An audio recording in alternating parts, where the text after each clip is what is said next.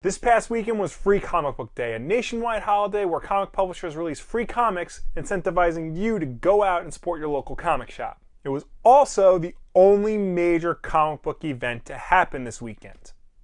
That's it. Nothing else happened. Nope. Nothing at all. There's a lot of good stuff being offered. A preview for Civil War II, a reprint of last year's Archie #1, the return of Mother Effin' Rom. But perhaps the most interesting release that day was this, a free Captain America comic put out by Marvel. Now, it's weird. I don't know why they would pick Captain America to get his own free Comic Book Day special, especially when you consider that the backup story is the more interesting one. It's a prelude to the upcoming event, Dead No More, which I know a lot of you guys have been wanting me to talk about. But before I do, I'm just going to say this right now.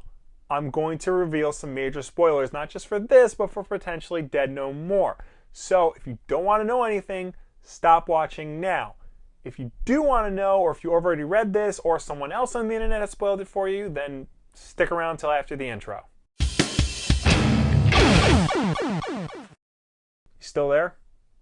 Cool, Gwen Stacy's back. Yes, folks, Gwen Stacy, the long-dead love of Peter Parker's life, is back in Dead No More in some sort of capacity. I know she was on the teaser poster for Dead No More, but a lot of people were on that poster. You wouldn't think she would be one of the first people to return. Now, I say in some capacity because in the comic, she's hanging out with what appears to be the villain of the story. So who knows if this is a clone or mind control or anything other than the real authentic Gwen. I mean, she had been cloned before. That was a major part of the clone saga, but who knows? This could be the real deal. Now, some of you may be thinking, why would they do this? Why would they bring back a character who's supposed to be dead? Well, here's the thing I think a lot of people forget. It's not that Gwen Stacy was supposed to die necessarily. It's that she died and just never came back. You take a character like Uncle Ben or the Waynes, and they were supposed to die. They were meant to be an essential part of their respective heroes' origins and meant to be the catalyst for their justice crusades. But you look at characters like Bucky or Jason Todd, they weren't intended to die. They were around for years before writers decided to just write them out one way or another. Same thing with Gwen Stacy. She was around from 1965 to 1973. That's 8 years. That's actually longer than Jason Todd was around before he died. I think nowadays we all just assume Gwen is supposed to be dead because that's the way she's been since 1973. No one's tried to bring her back in any serious capacity like every other comic book character. Now, to be honest, I'm generally against bringing characters back from the dead. I think it cheapens the overall experience, especially if that character's death had a significant impact on the hero's overall story. For every time it's done well, like Bucky becoming the Winter Soldier or Hal Jordan returning, there's a million times where it's done poorly, like Jason Todd becoming the Red Hood or Jean Grey coming back a whole bunch. It's usually handled not well, overly convoluted, and in the end, just winds up being pointless. And if writer Dan Slott isn't careful, he could wind up making the same mistakes here.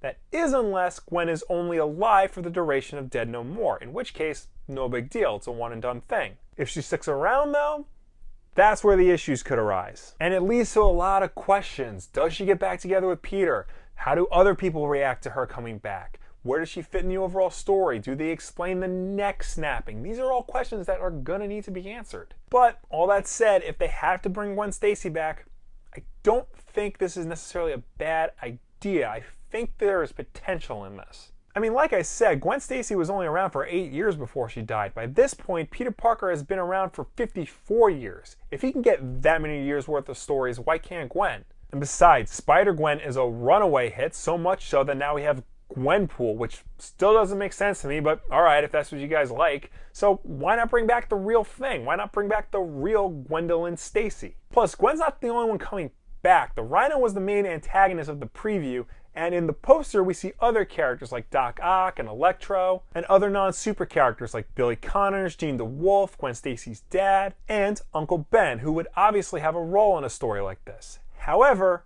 if he winds up sticking around, I'm not reading Marvel until they kill him off again. Peter Parker is Spider-Man because he feels guilty over his uncle's death.